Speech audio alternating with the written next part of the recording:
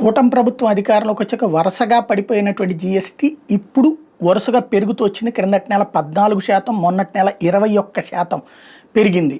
దీన్ని ఇప్పుడు బుగ్గన రాజేంద్రనాథ్ రెడ్డి ఎవరైతే మాజీ ఆర్థిక మంత్రి వైసీపీ హయాంలో ఆయన ఏమంటారంటే, గతేడాది తగ్గింది కాబట్టి దాని మీద ఎక్కువ వచ్చింది తప్పించి ఓవరాల్గా అయితే మైనస్లోనే ఉంది అని చెప్పుకొస్తున్నారు. టీడీపీ కూటమి ప్రభుత్వం అసంబద్ధ విధానాల వల్ల గతేడాది ఆగస్టులో జీఎస్టీ ఆదాయం తక్కువగా వచ్చిందన్న వాస్తవాన్ని కప్పిపుచ్చి ఏడాది పెరిగిందని గొప్పలు చెప్పుకోవడం సిగ్గుచేటంటూ ధ్వజమెత్తారు. జీఎస్టీ ఆదాయం ఆర్థిక వ్యవస్థ వృద్ధి రేటు మీద కూటమి సర్కార్ చెప్పే అబద్ధాలను తీవ్రంగా ఎండగట్టారు. 2025 ఆగస్టు జీఎస్టీ ఆదాయాల వృద్ధి మీద రాష్ట్ర ప్రభుత్వం పచ్చి అబద్ధాలు వెలువేస్తుంది. 2024 ఆగస్టుతో పోలితే జీఎస్టీ ఆదాయాలు 21% పెరిగాయని చెప్తుంది. వాస్తవానికి లాస్ట్ ఇయర్ ఆగస్టులో జీఎస్టీ ఆదాయాలు అత్యంత దారుణంగా పడిపోయినాయి. దీనికి ప్రధాన కారణం కూటమి ప్రభుత్వ అసంబద్ధ విధానాలే. ప్రభుత్వ ఆర్థిక విధానాలపై కాగ్గణాంకాలు ఉటకిస్తూ రాష్ట్ర ఆర్థిక పరిస్థితి అత్యంత ఆందోళనకరంగా ఉందన్న వాస్తవాన్ని వైఎస్ఆర్సీపీ అధ్యక్షుడు మాజీ CM YS Jaganmohan Reddy August 23న ఎక్స్లో పోస్ట్ చేశారు.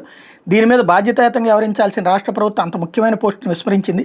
వైఎస్ జగన్ సంధించిన ప్రశ్నలపై కనీస వివరణ కూడా ఇవ్వలేకపోయింది.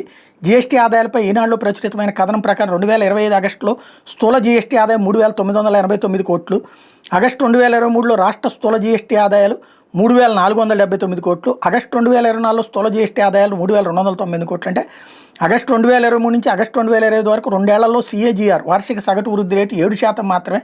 నికర జీఎస్టీ ఆదాయం వృద్ధి కేవలం 6.94%.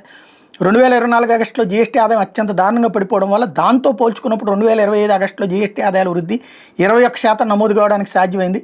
గతేడాది ఇదే సమయానికి జీఎస్టీ ఆదాయాల వృద్ధి 5.2% తగ్గిపోయింది.